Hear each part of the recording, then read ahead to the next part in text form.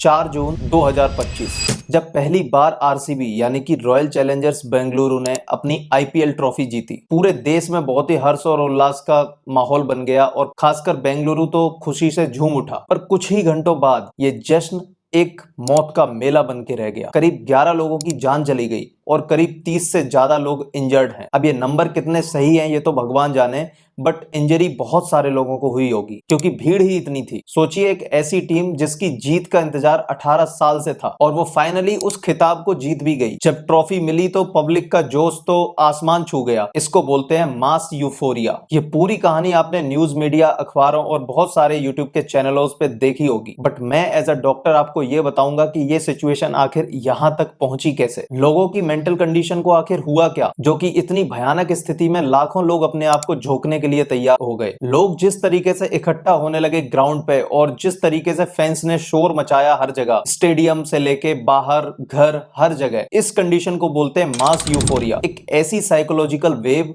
जिसमें इंसान अपनी आइडेंटिटी भूल जाता है और एक भेड़ चाल का हिस्सा बन जाता है। ब्रेन में वेंट्रोमीडियल प्रीफ्रंटल कॉर्टेक्स होता है जो कि एक्टिवेट होता है इस कंडीशन में, और हमें रिवॉर्ड पॉइंट की तरह ऐसा लगता है कि मैं भी इस मोमेंट का एक हिस्सा हूं, जबकि हमारी कोई आइडेंटिटी तक नहीं है। उस पूरे खेल के जितने भी प्लेयर्स हैं इंक्लूडिंग ग्राउंड स्टाफ, वो भी आपको नहीं जानते कि आप एग्जिस्ट करते भी हैं इस प्लेनेट पे या नहीं। क्रिकेट एक गेम है और गेम को गेम के नजरिए से अगर देखा जाए तो बहुत ही ज्यादा बेहतर हो सकता है हमारे ब्रेन के लिए, हमारी हेल्थ के लिए, और खासकर ऐसी कंडीशन से बच सकते हैं हम, जो कि अभी यह हादसा हुआ। क्राउड साइकोलॉजी होती है जो कि दिमाग हमारा बंद कर देती है। जब हम भीड़ का हिस्सा बन जाते हैं तो हमारा दिमाग काम करना बंद कर देता है। जब स्टेडियम के बाहर हजारों लोग जमा हो गए और गेट्स भी बंद थे, तब जो हुआ है उसको इमोशनल कॉन्टेजियन बोलते हैं। एक आदमी चिल्ला रहा है, दूसरा भाग रहा है, तीसरा गेट चढ़ रहा है। ये सब मिरर न्यूरॉन्स की वजह से होता है हमारे ब्रेन में। हम दूसरों के इमोशंस को कॉपी करते हैं बिना कुछ सोचे समझे, और जो कि ऐसी सिचुएशंस पैदा कर देता है। और जब भीड़ में स्पेस कम होती है, हमारे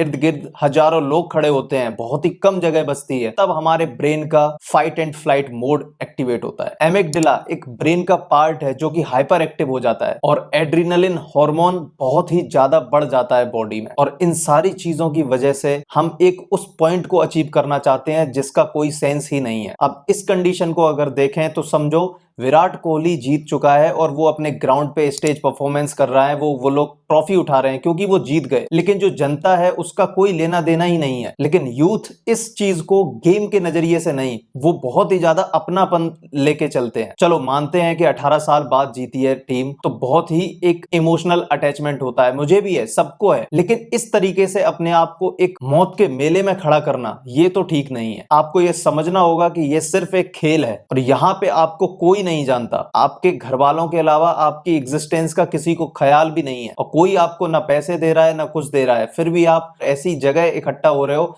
जहां पे भीड़ इतनी ज्यादा है कि आपकी कभी भी डेथ हो सकती है। अब बात करते हैं मेडिकल फेलियर की। आखिर इतनी सारी डेथ हुई कैसे? आप सोच रहे होंगे कि लोग इतनी भीड़ में मर कैसे जाते हैं। ये सिर्फ एक धक्का मुक्की वाला केस नहीं है। स्टैम्पेड में बहुत ज्यादा डेथ्स होती हैं ड्यू टू कंप्रेसिव एस्फिक्सिया। इस कंडीशन में लंग्स को इतना ज्यादा प्रेशर मिलता है कि सांस ही नहीं आती है। सामने वाला जिंदा खड़ा होता है लेकिन उसकी बॉडी में ऑक्सीजन नहीं जा रही होती है। सिर्फ 3 से 4 मिनट के अंदर ब्रेन डेड हो सकता है और 6 से 7 मिनट के अंदर डेथ। ब्रेन के न्यूरॉन्स बिना ऑक्सीजन के बहुत जल्दी डेड हो जाते हैं और जिसकी वजह से ब्रेन काम करना बंद कर देती है। ये साइलेंट डेथ होती है, बिना खून के और बिना इंजरी के। अब बात करते हैं सिस्टमिक फेलियर। हमारा सिस्टम यहाँ पे कहाँ गड़बड़ हो गया जिसकी वजह से इतनी गंदी सिचुएशन क्रिएट हो गई? क्या ये ट्रेजेडी रोकी जा सकती थी? बिल्कुल, इसको रोका जा सकता था अगर पूरा सिस्टम ध्यान देता इस चीज पे। इस सेलिब्रेशन के अंदर कोई भी इमरजेंसी एग्जिट प्लान नहीं था। क्राउड कंट्रोल सिस्टम बहुत खराब था और खासकर फर्स्ट एड और मेडिकल टेंट्स की एब्सेंस थी। कम से कम इन सारी चीजों को मैनेज अगर किया जा सकता था तो शायद है कि जाने नहीं जाती। पब्लिक क्राउड इतना ज्यादा था कि एम्बुलेंस एक्सेस भी ब्लॉक था। मेडिकल प्रिपेयर्डनेस बिल्कुल